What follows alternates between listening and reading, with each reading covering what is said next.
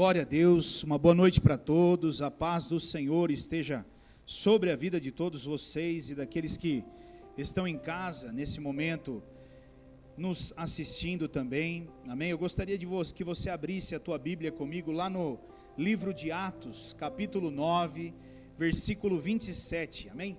Atos 9, nós vamos ler do 27 até o 30.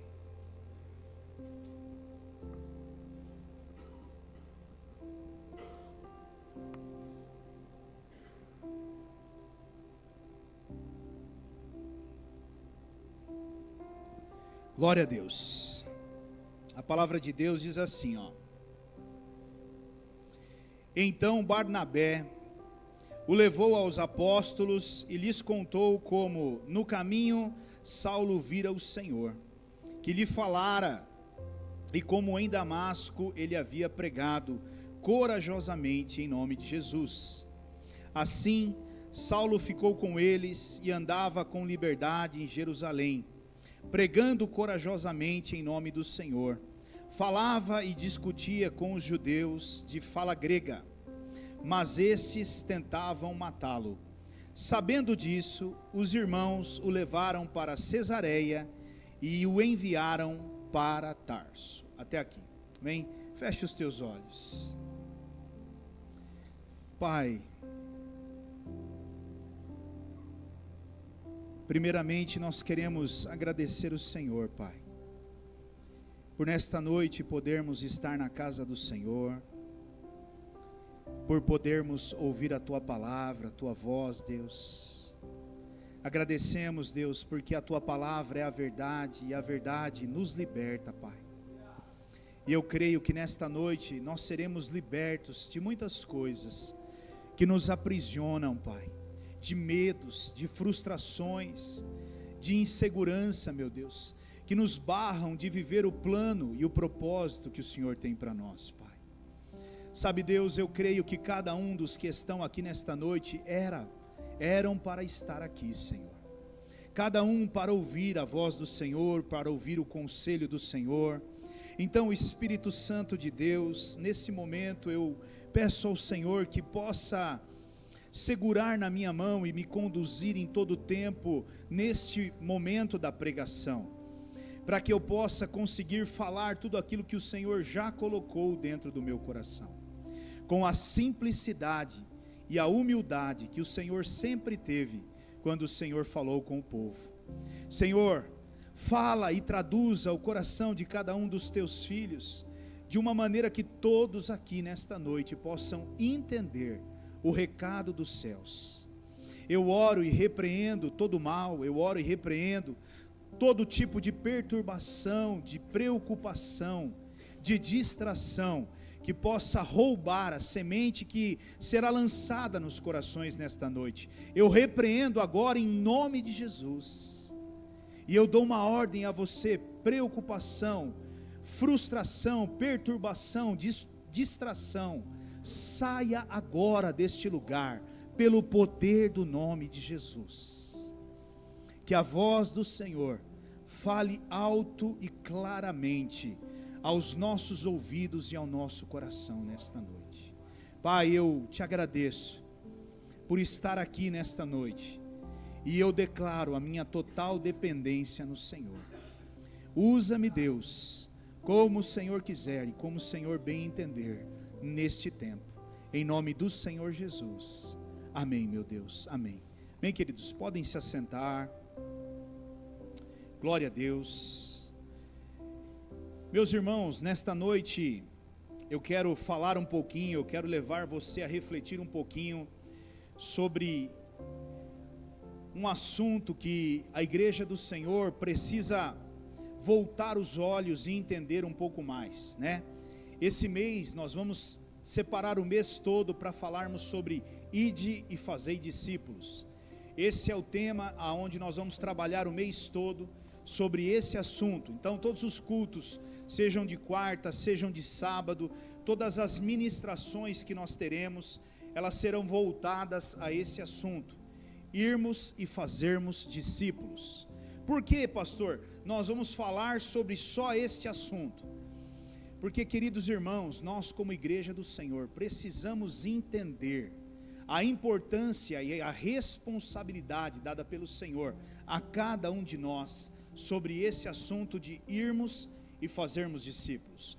Muitos de nós já ouvimos sobre isso, muitos de nós já estávamos em lugares aonde foi pregado sobre isso, mas como pastor, eu tenho me preocupado com o comportamento das igrejas nos dias atuais.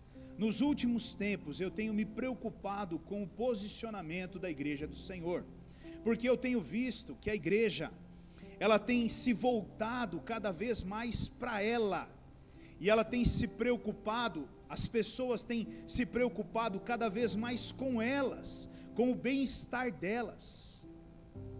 E o que o Senhor Jesus está nos dizendo é que nós devemos ir por todo o mundo e fazer discípulos.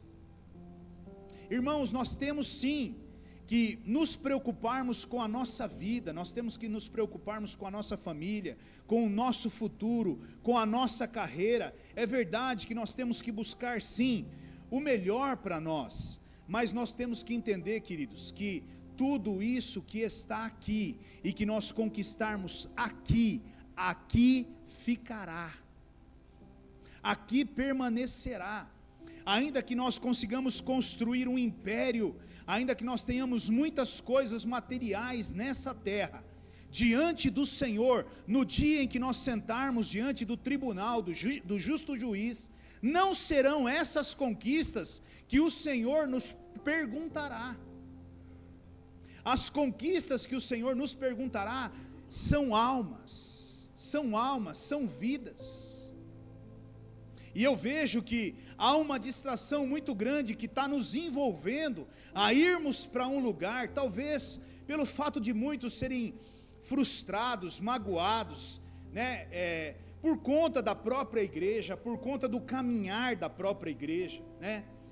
Muitos, eu creio que já viveram experiências que foram frustrantes, experiências que levaram pessoas até a desistirem da fé, a desistirem do chamado de Deus na vida delas, porque há, infelizmente, pessoas que não entendem o Evangelho, né? Não compreendem o que é o Evangelho, talvez não compreendem a própria pessoa de Jesus, e as doutrinas que são implantadas pelo homem acabam afastando o homem do próprio Deus. A religião, aquela religiosidade que está dentro das igrejas, que vem travando muito o crescimento e o desenvolvimento das pessoas. E eu não estou dizendo que nós não devemos ter doutrinas, eu não estou dizendo que nós não devemos ter algumas regras que são estabelecidas dentro da casa de Deus, mas o que eu estou dizendo, irmãos,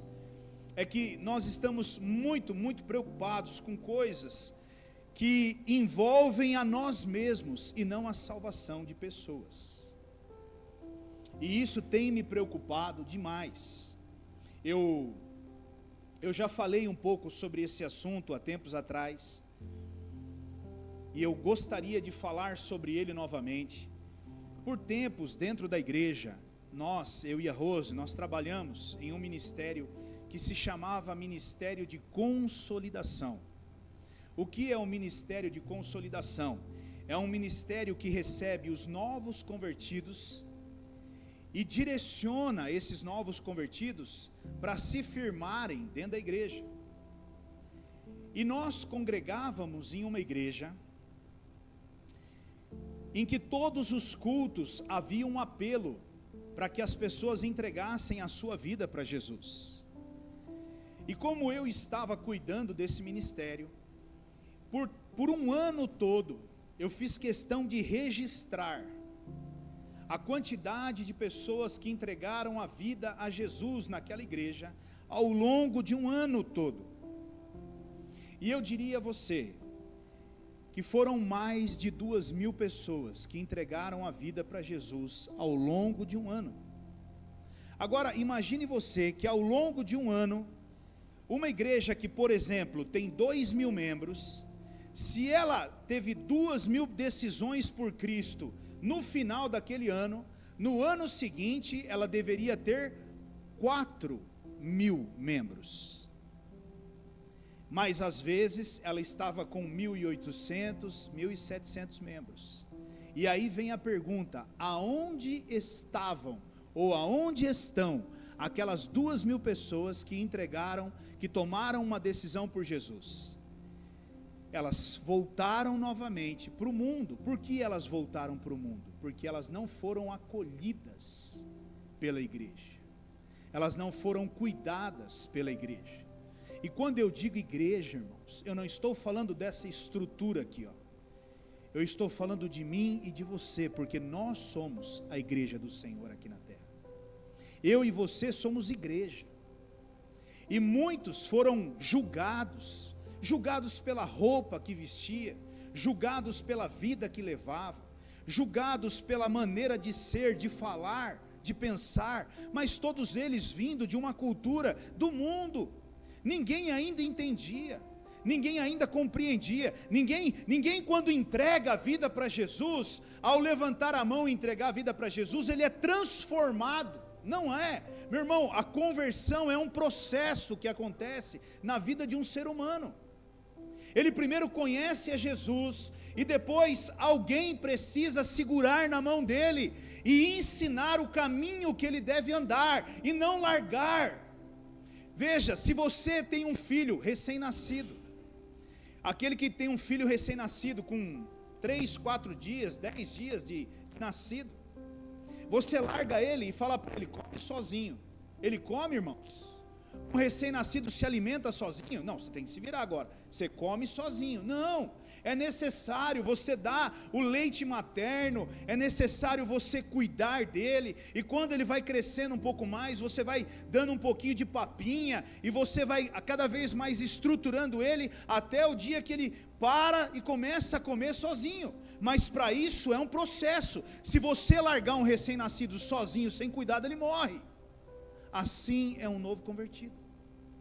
Um novo convertido sem ser cuidado, ele morre, porque ele não sabe o que fazer, ele não sabe o que ler, ele tem vontade, aí ele abre a sua Bíblia, e ele vai lá no livro de Êxodo, por exemplo, ele vai em Números, e ele começa a ler o livro de Êxodo em Números, e aí ele lê uma palavra que diz: Deus mandou matar 1.000, 10.000, e ele olha e fala: meu Deus, que Deus é esse? Falaram para mim que ele era amor, Deus é matador. Mas Deus não é, Deus é matador. Agora eu falei que nem, né, matador, né, misericórdia. Então as pessoas não entendem. Por quê? Porque ninguém falou para elas: não, você não pode ler isso agora. Agora você tem que vir aqui, ó, e você tem que começar a ler esses textos da Bíblia. Não há quem as ensine ou explique. Então muitas pessoas foram frustradas, outras pessoas foram prematuras, levadas a fazer as coisas para Deus. A igreja, pelo fato de querer crescer e se desenvolver. Então você está pronto como? Acabou de entregar a vida para Jesus. Jesus ainda é Genésio para ele. Genésio e Jesus é a mesma pessoa. Ele não entendeu ainda quem é Jesus. Não, mas você já está pronto. E coloca a pessoa, muitas vezes, para fazer as coisas de Deus. E a pessoa é frustrada, envergonhada. E ela sai da igreja, ela se desanima, ela se frustra. Por que eu estou dizendo isso? Porque se você parar para pensar, meu irmão, a igreja nada mais é do que uma grande rodoviária. Se você for lá na rodoviária Tietê, você vai ver um monte de ônibus chegando e um monte de gente descendo, mas você vai ver um monte de gente subindo e embarcando e indo embora. A igreja é assim. Você vai percebendo que gente nova chega, mas gente vai embora, e gente nova chega e gente vai embora. Por que as pessoas estão indo embora? Porque tem faltado o cuidado, irmãos. E nós precisamos entender isso. E eu quero, ao longo desse mês, levar você a entender. Nós precisamos, como igreja, entender isso. Queridos, preste bem atenção. Nós não estamos preocupados. Eu sempre disse isso, eu sempre preguei isso. Nosso ministério não está preocupado com encher templo. Nós não estamos preocupados com ser destaque dentro de uma estrutura de cidade. Não. Nós estamos preocupados em levar pessoas para o céu. Pessoas para o céu. Igreja cheia não é sinônimo de salvação, meu irmão. Sinônimo de salvação é quando você vê alguém que tinha uma vida torta, e hoje você olha para ela e fala: meu Deus, quem é essa pessoa? Isso sim, é você transformar a vida de alguém, e é isso que nós precisamos como igreja entender, amém? E parece que nós nos esquecemos disso, e eu quero reforçar ao longo desse mês, o que está escrito lá em Mateus 28, Mateus 28, 16 até o 20, amém?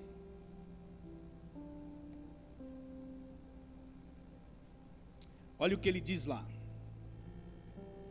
os 11 discípulos foram para a Galileia, para o monte em que Jesus lhes indicara.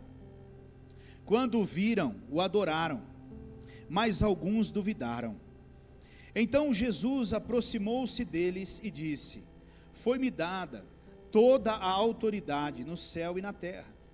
Portanto, vão e façam discípulos de todas as nações, batizando-os em nome do Pai e do Filho e do Espírito Santo, e ensinando-os a obedecer a tudo o que lhes ordenei. E eu estarei sempre com vocês até o fim dos tempos. Ou seja, meus irmãos, essa é a grande comissão, essa é a ordem dada pelo Senhor Jesus para todos aqueles que são discípulos dele. Aprenda uma coisa: Jesus aqui estava falando com discípulo. Jesus não estava falando aqui com pessoas que tinham títulos dentro da igreja. Jesus não estava falando com apóstolo, com bispo. Jesus estava falando com discípulos. Quantos aqui são discípulos de Jesus? Quantos aqui podem dizer: eu sou discípulo de Jesus? É comigo e com você que o Senhor está falando nessa noite.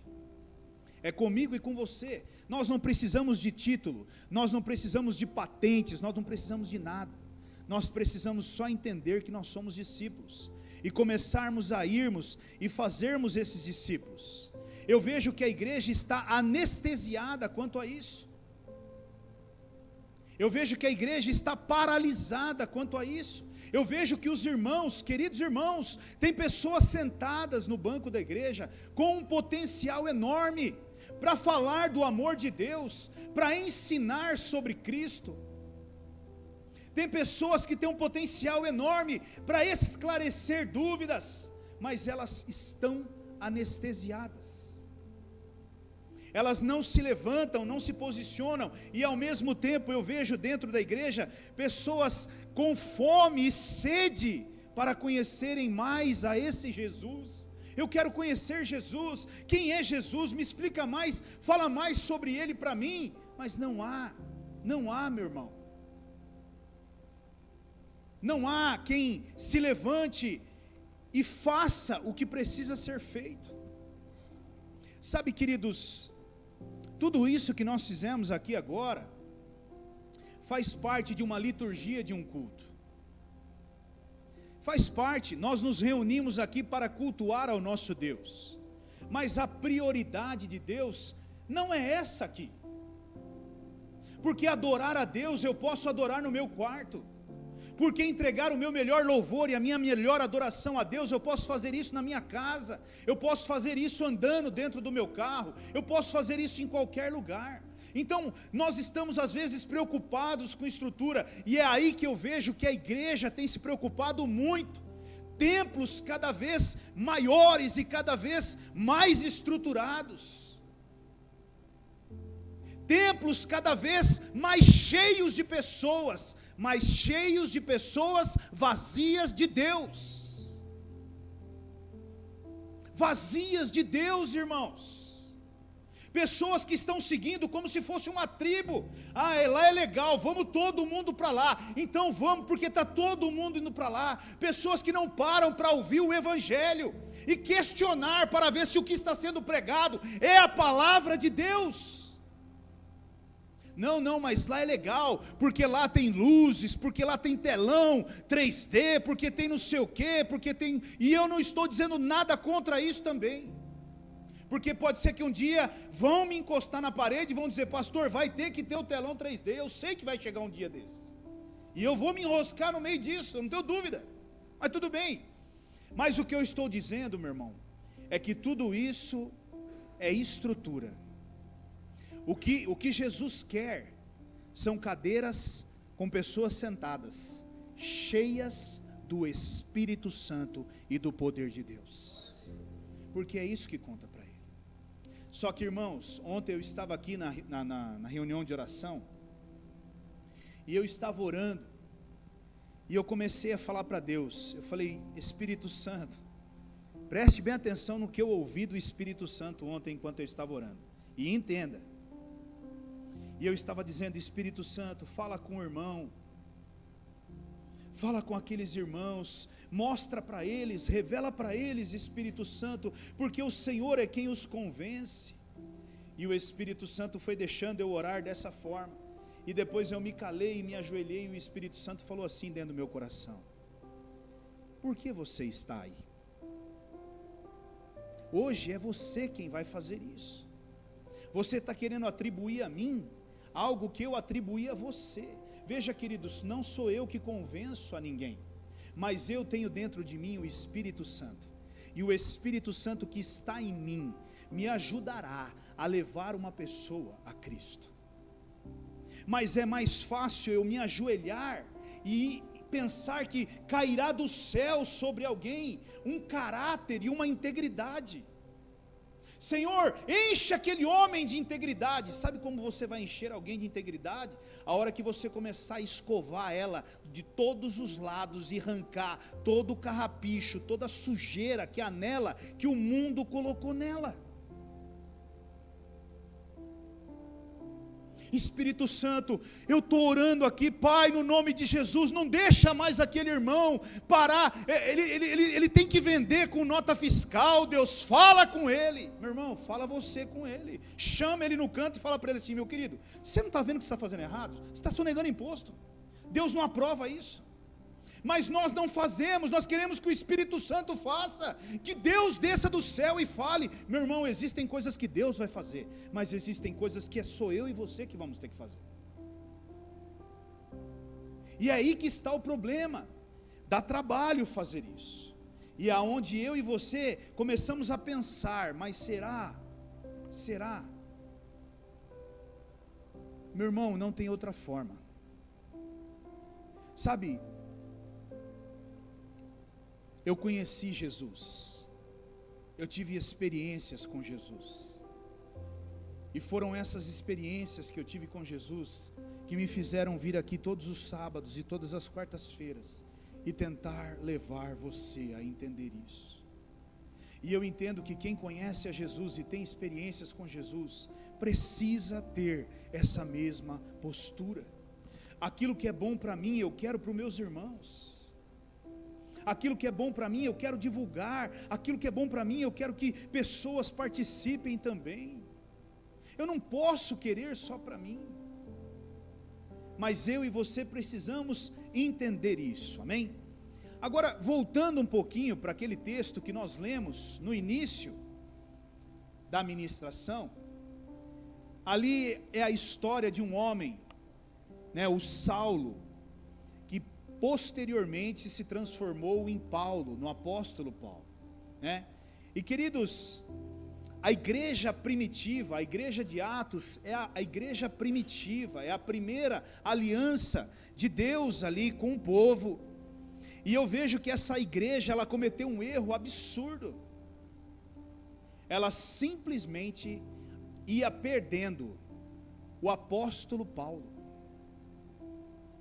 Ela estava perdendo, estava escapando por ela, pelas mãos dela, um grande homem de Deus. E eles nem perceberam. Porque muitas vezes, irmãos, é isso que acontece conosco. Nós estamos tão cegos, nós não estamos percebendo. Sabe, nós temos que ter essa sensibilidade, nós temos que ter esse entendimento.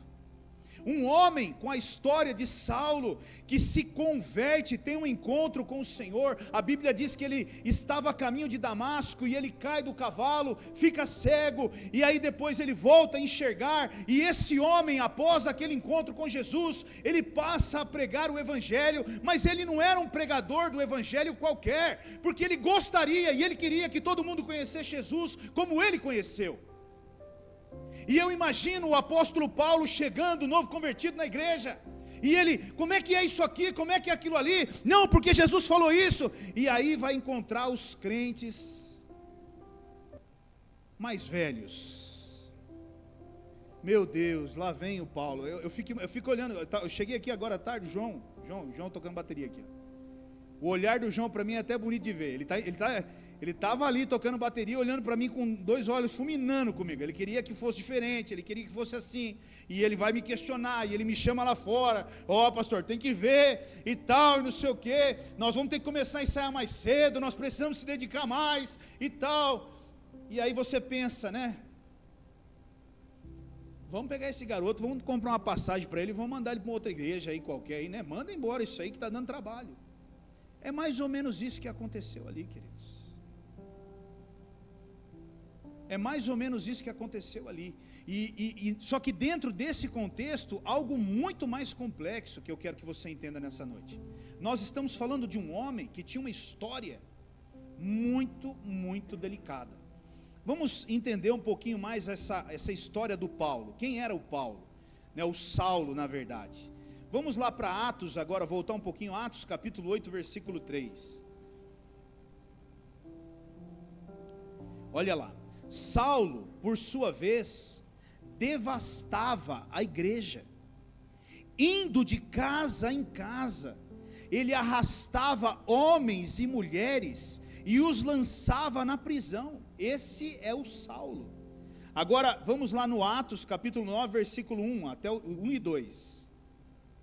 Enquanto isso, Saulo ainda respirava ameaças de morte contra os discípulos do Senhor. Dirigindo-se ao sumo sacerdote, ele pediu-lhe cartas para as sinagogas de Damasco, de maneira que, caso encontrasse ali homens ou mulheres que pertencessem ao caminho, pudessem levá-los presos para Jerusalém. Esse homem, Saulo, é o que perseguia a igreja.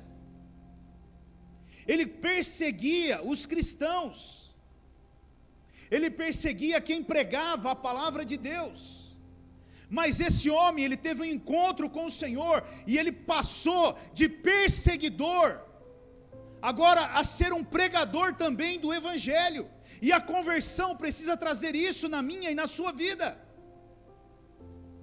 E eu quero nessa noite destacar algo muito importante para você, sobre ide e fazer discípulos. A primeira coisa que eu quero destacar para você nessa noite é que Deus não descarta ninguém. Diga, Deus não descarta ninguém. Pense você que esse homem que perseguia a igreja é o homem que Deus escolheu para levar o evangelho para os gentios. Imagine você, se eu e você fôssemos escolher alguém para levar o evangelho para os gentios, você escolheria alguém que persegue a igreja? O cara estava na porta tentando matar, agora ele quer entrar. Irmãos, esse cenário aqui é até bonito de ver, porque Deus, é que não dá para nós falarmos sobre tudo isso, mas existe um trecho da Bíblia que Deus manda Ananias ir lá e orar por ele, e Ananias fala para Deus, mais ou menos na entrelinha: Deus, o senhor está querendo que eu vá orar por Paulo, por Saulo? O senhor está de brincadeira. Como é que eu vou pôr a mão na cabeça desse homem? Esse homem mata crente. Vai lá, rapaz, faz o que eu estou te pedindo. Então entenda, talvez você esteja me ouvindo nessa noite pensando assim: eu não sou ninguém, eu não sou capaz de nada, eu não sirvo para nada, porque meu pai disse isso, minha mãe disse isso, a minha vida toda eu ouvi isso, meu chefe disse isso, na empresa que eu trabalhei eu ouvi isso. Mas eu quero dizer para você nessa noite, que Deus usa as coisas loucas deste mundo para confundir as sábias.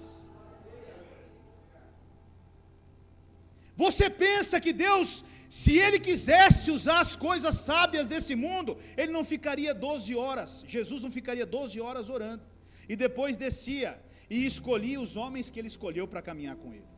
Eu tenho certeza que ele teria ido nas universidades de Jerusalém e tinha escolhido outro tipo de pessoa para caminhar com ele. Ele escolheu Pedro. Então eu quero que você entenda nessa noite, Jesus, Ele não descarta ninguém, Deus não descarta ninguém. Então não descarte, igreja, não descarte ninguém, não abra mão de ninguém, porque você não sabe o potencial que é aquela pessoa nas mãos do Senhor. Nós às vezes olhamos com os nossos olhos, a Bíblia diz que nós olhamos a aparência, mas Deus vê o coração. Nós não entendemos, às vezes nós olhamos, irmãos, olha, eu cresci dentro de uma igreja, eu me converti dentro de uma igreja, aonde por anos nós não vivemos isso, e quando eu vi muitas pessoas passando por ali, muitas pessoas não ficando naquele ministério, e depois quando eu fui para outra igreja, eu os encontrei lá. E por que eu os encontrei lá? Porque talvez lá naquele lugar as portas estavam abertas para eles, mas aonde eu estava não. Talvez porque eu usava brinco, talvez porque ia de bermuda, talvez porque eu usava boné, talvez porque eu era roqueiro, e por aí vai, querido. Eu já vi coisas absurdas, irmãos, pessoas sendo repreendidas dentro da igreja, porque estavam com cheiro de cigarro. Irmão, você está fumando dentro da igreja? O cara levantou e nunca mais voltou na igreja. Eu já vi pessoas indo para a igreja, pensa num roqueiro, metaleiro, daqueles caras que gostam daquelas coisas de roqueiro mesmo, pesado.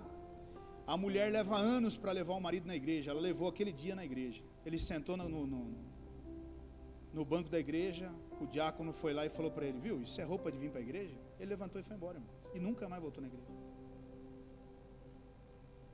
Então, sabe, é isso que eu quero que você entenda. Jesus, Ele te aceita como você é e como você está, Ele só não quer que você permaneça como você está. Nós precisamos entender isso. Há tantas coisas, irmãos, que impedem as pessoas de viver o propósito de Deus, o plano de Deus, e nós precisamos entender esse Jesus que nós servimos. Se Ele não descartou ninguém, como eu e você podemos descartar? Se Ele vê potencial em todas as pessoas, como eu e você não podemos ver? Mas eu e você precisamos entender isso, irmãos. A questão é que hoje em dia, um pouquinho de trabalho já é o suficiente para nós abandonarmos. Um pouquinho de trabalho já é o suficiente para nós deixarmos. Mas Jesus deixaria? Ou melhor, Jesus deixou você? Quando você estava na vida, quando você estava no mundo, quando você se desviou, caiu, Ele foi lá e te levantou novamente, Ele nunca te deixou. E eu estou aqui nessa noite chamando você, chamando a sua atenção para isso. Nós precisamos nos levantar e fazer diferente, irmãos. Nós precisamos tomar uma posição e irmos e fazermos discípulos de Jesus. A igreja do Senhor precisa começar a fazer isso. Quando eu olho pessoas dentro da própria igreja, com pessoas por perto, olha que imagem linda. É aquilo ali, irmãos. É quando você está de ombros dados ali com alguém, caminhando lado a lado, tirando dúvidas, instruindo, chorando e rindo muitas vezes. Isso é discipular, isso é fazer discípulos. Vai ter dias em que certamente vai ser difícil, mas sabe, irmãos, não há dinheiro que pague na terra você tirar alguém das trevas e vê-la servindo ao Senhor na casa do Senhor. Não há, meu irmão, não há. Escute o que eu estou te dizendo, não há recompensa financeira que traga maior prazer do que você ver alguém que estava perdido no mundo e outrora está servindo ao Senhor na casa do Senhor, sendo útil para Deus, amém? há anos atrás, o Silvio pregou aqui agora há pouco, né? Mas há anos atrás o Silvio e a Sara estavam frustrados, estavam desistindo da igreja, né? Na verdade o Silvio passou por muitas frustrações, a Sara também, mas eu louvo a Deus pela vida do Beto, porque o Beto, ele falou para mim: pastor, Rogério, naquela época, Rogério, vamos convidar eles, vamos chamar eles, não vamos desistir deles. O Beto encontrou no mercado, né? No mercado encontrou eles, falou: não, vamos lá, vamos falar, vamos trazer eles para perto. E naquele primeiro momento, a Sara, por exemplo, ela veio para perto, mas ela veio com os dois pés atrás, porque ela já estava frustrada e magoada. Então ela veio, mas ela não acreditava naquele amor, ela não confiava naquilo que nós estávamos falando e fazendo. Ela dizia que acreditava, mas no fundo não. E o Silvio também não, porque foi frustrado. Mas sabe, irmãos, um dia de cada vez, uma conversa de cada vez, uma caminhada junto, foi transformando a mente, o coração, e eles foram vendo nos dias difíceis, nos dias maus, que nós não saíamos de perto, que nós estávamos ali, e nós fomos juntos construindo uma história para chegar aonde nós chegamos hoje. Então eu entendo, meu irmão, que se nós investirmos em alguém, nós vamos ter resultado. A questão é que o que nós queremos hoje como igreja são crentes prontos. Por isso que nós estamos vendo hoje em dia, é até interessante, está mais fácil ir buscar irmãos de uma igreja do que buscar pessoas no mundo. Porque quando eu vou buscar numa igreja, eu já pego pelo menos meio pronto, e eu já trago com meio caminho andado. Agora, se você pegar um maconheiro na rua e colocar ele aqui, transformar ele, colocar ele aqui no altar para virar um adorador do Senhor, é fácil, irmãos? Responde para mim, é fácil? Não. Mas retirar um adorador do Senhor que já está pronto de um outro lugar e trazer ele aqui, é a coisa fácil que tem. Então, a questão, meu irmão, é que pescar no aquário não é o que Deus mandou nós fazermos. O que Deus mandou nós fazermos é irmos para o mundo e buscarmos pessoas que estão no inferno. É lá que nós temos que ir, irmãos. Nós não podemos perder o nosso senso de propósito. Amém? E Barnabé, queridos, Barnabé é alguém que entendeu, ele entendeu a responsabilidade dele como um discípulo do Senhor. Olha que interessante, lá em Atos ainda, Atos capítulo 11, versículo 21. A mão do Senhor estava com eles, e muitos creram e se converteram ao Senhor.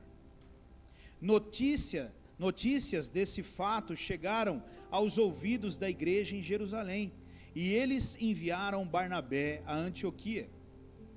Este, ali chegando e vendo a graça de Deus, ficou alegre, os animou e permaneceram fiéis ao Senhor de todo o coração.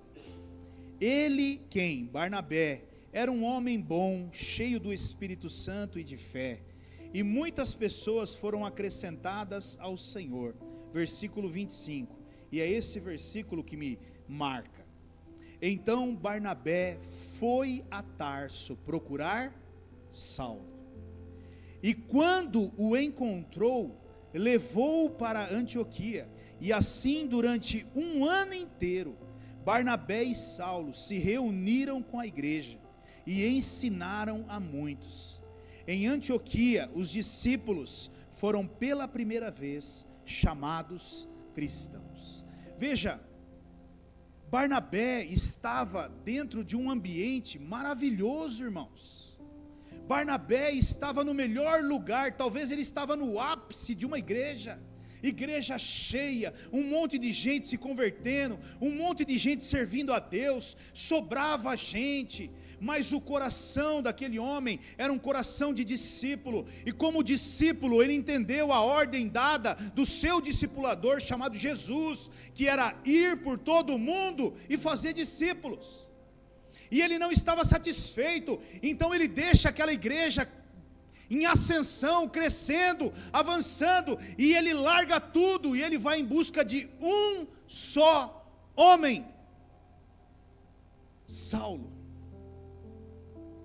Quando você olha na Bíblia, você pega o nome de Barnabé, pouco é falado sobre Barnabé, e muito é falado sobre Paulo, mas entenda, meu irmão, sem Barnabé não haveria Paulo na Bíblia.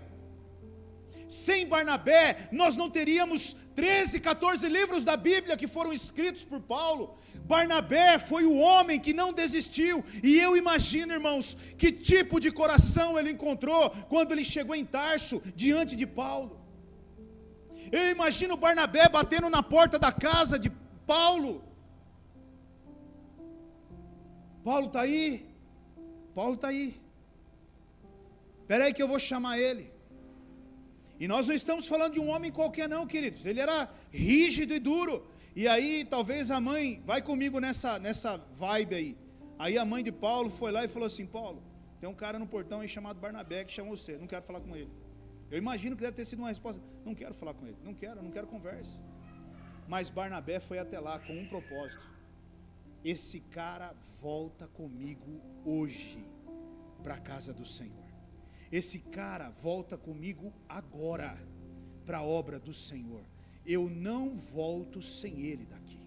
E eu imagino Barnabé olhando bem dentro dos olhos de Paulo e dizendo assim para ele: cara, você não entendeu.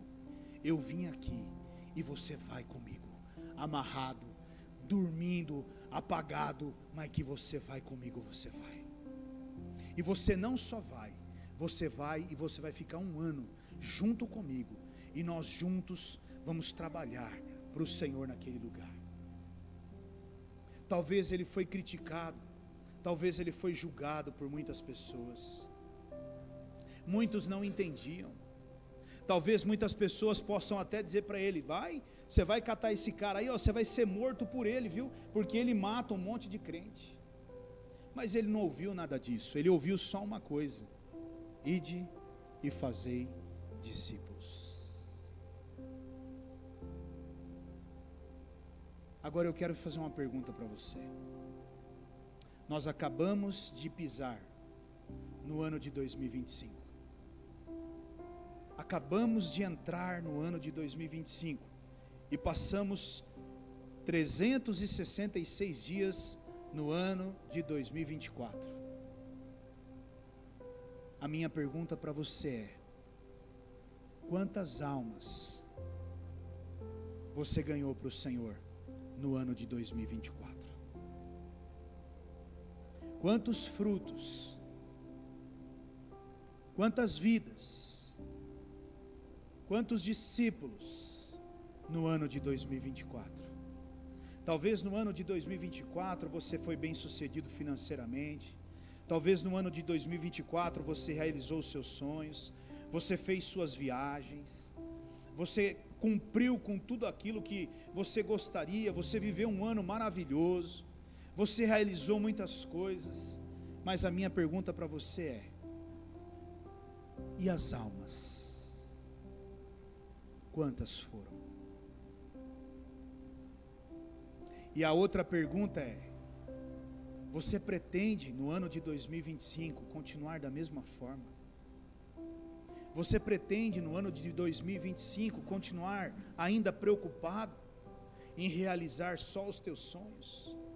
Mesmo sabendo que muitas pessoas estão indo para o inferno, estão se destruindo. Eu imagino, sabe, irmãos, eu estava falando hoje pela manhã com o Tonico e a Sueli.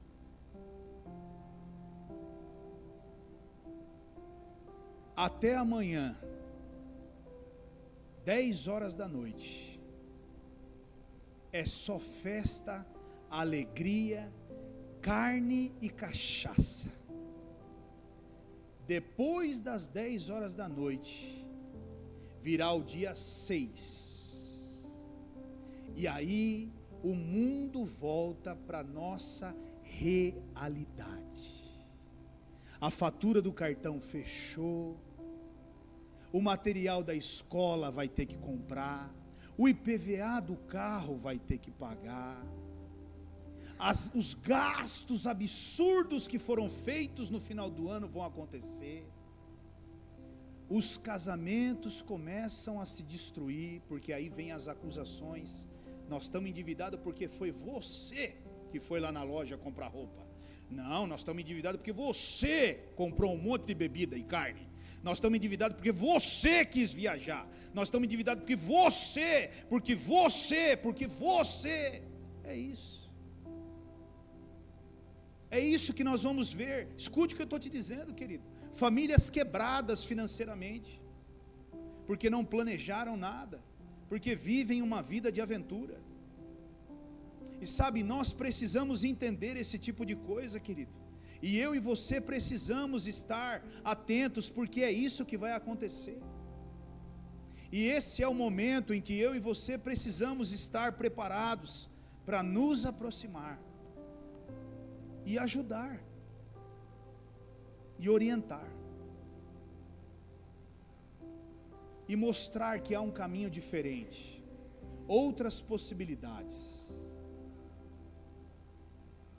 Não é a bebida, não é a droga, não é esse tipo de coisa, mas é isso, irmãos. Barnabé, ele entendeu, e eu e você precisamos entender que há pessoas aí fora esperando por mim e por você, para que nós possamos ir até elas e buscá-las, resgatá-las. Eu não sei, talvez você tenha um amigo do trabalho, talvez você tenha um pai, uma mãe, um filho, uma filha, um sobrinho, uma sobrinha, talvez um irmão da igreja que se desviou, mas eu tenho certeza que todos nós temos pessoas que nós sabemos que um dia foram muito usados por Deus e hoje estão no mundo.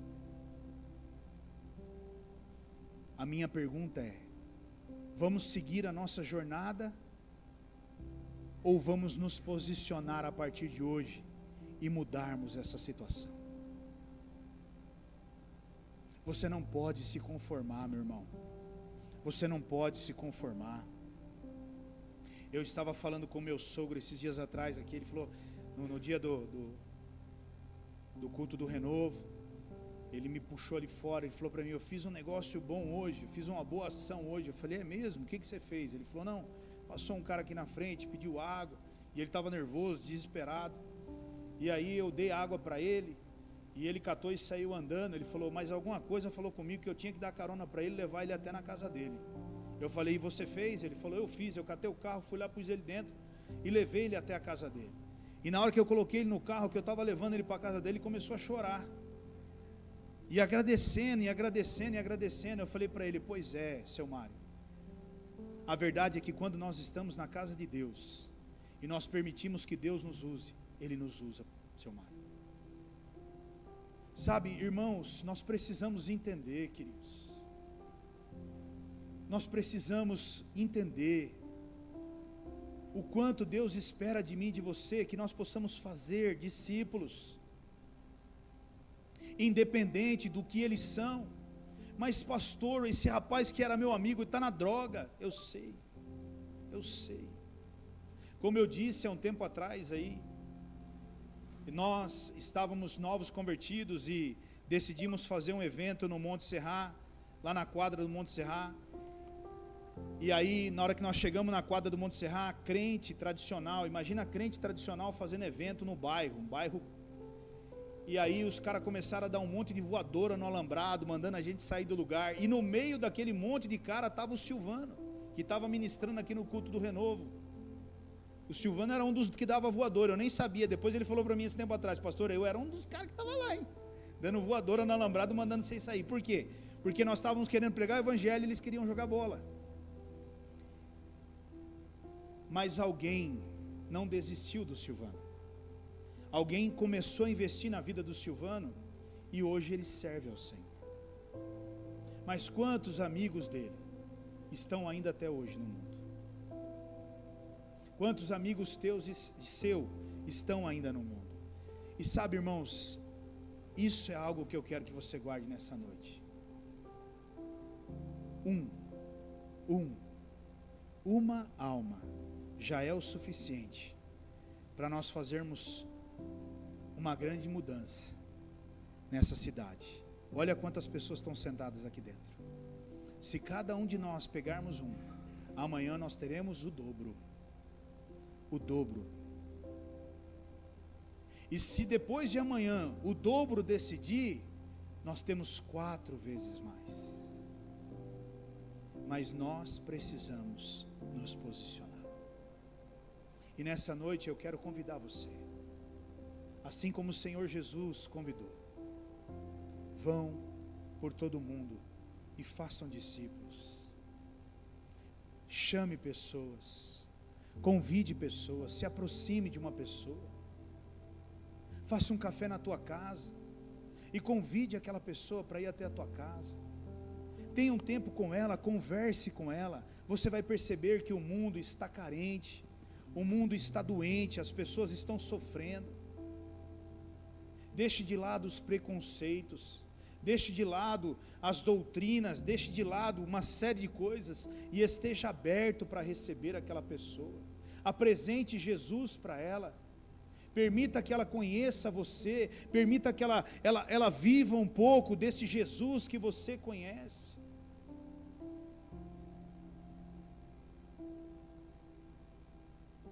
Ou então, irmãos, nós vamos ficar vendo como igreja o mundo cada vez mais indo para o inferno, a passos largos, se eu e você não nos posicionarmos diante disso. Feche os teus olhos.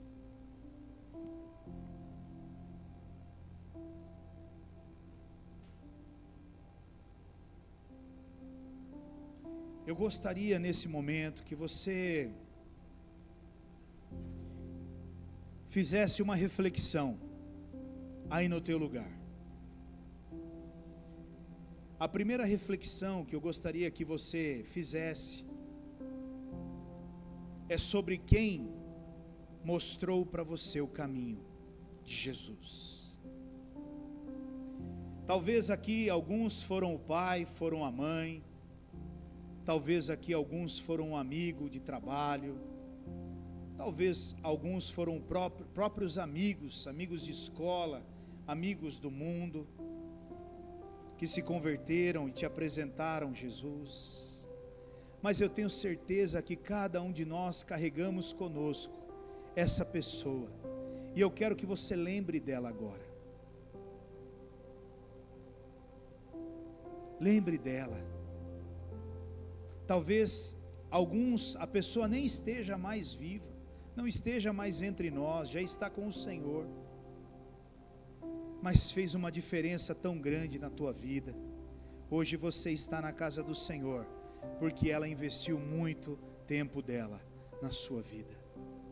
Talvez foi buscar você na sua casa, levou você para a igreja, levou você na sua casa e buscou você inúmeras vezes, não desistiu de você.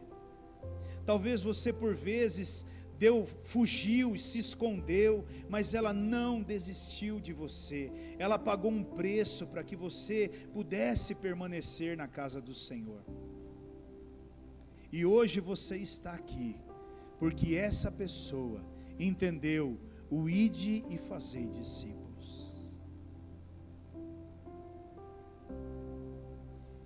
E a outra reflexão que eu quero que você faça nessa noite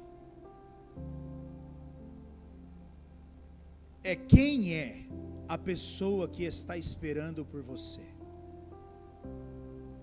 Quem é a pessoa que está esperando por você? Talvez seja o teu filho, ou a tua filha. Cresceu dentro da igreja, servia ao Senhor, era muito ativo, mas as frustrações, a própria igreja, o entristeceu e o levou para longe do Senhor. Talvez seja um irmão, uma irmã, um pai, uma mãe. Talvez seja o teu vizinho, um primo, um colega de trabalho. Quem é a pessoa que o Espírito Santo está colocando no teu coração nesse momento? Porque todos que estão aqui, eu tenho certeza que o Espírito Santo está colocando alguém no teu coração e na tua mente. Quem é? Quem é essa pessoa? É essa pessoa que o Espírito Santo está colocando no teu coração, a pessoa que você deve ir atrás, querido. É essa pessoa que você deve ir atrás. Assim como Barnabé deixou um lugar maravilhoso e foi em busca de Saulo lá em Tarso, nesta noite, talvez você esteja aqui sendo chamado pelo Senhor para ir até um determinado lugar e buscar uma determinada pessoa. E eu, antes de encerrar e orar, eu gostaria de fazer um convite. Só para aqueles que entenderam essa palavra. Aqueles que sentiram no coração que podem fazer mais. Aqueles que sentiram no coração que devem fazer mais. Aqueles que o Espírito Santo os incomodou. Eu gostaria que você se levantasse aí no seu lugar e ficasse de pé aí no seu lugar. Só com aqueles que o Espírito Santo falou, só com aqueles que o Espírito Santo ministrou acerca do ide e fazei discípulos.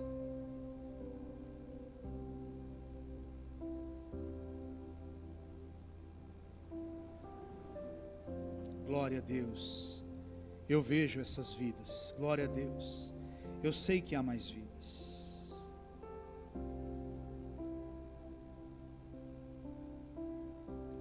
Aqueles que estão de pé, eu gostaria que você colocasse a sua mão no coração e você repetisse comigo. Diga assim: Senhor Jesus, primeiramente, eu quero te agradecer,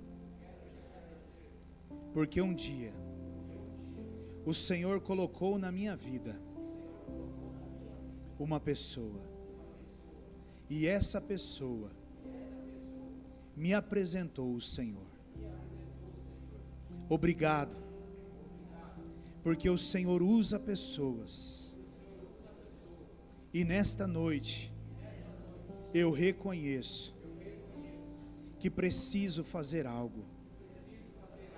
Eu reconheço que o ide e fazei discípulos é comigo, é para mim, é uma responsabilidade minha.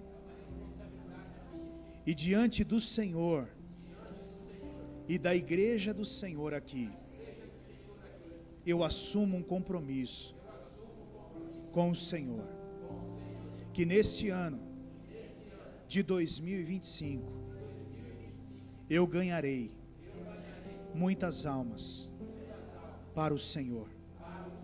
E eu declaro pela fé que todas elas permanecerão nos caminhos do Senhor.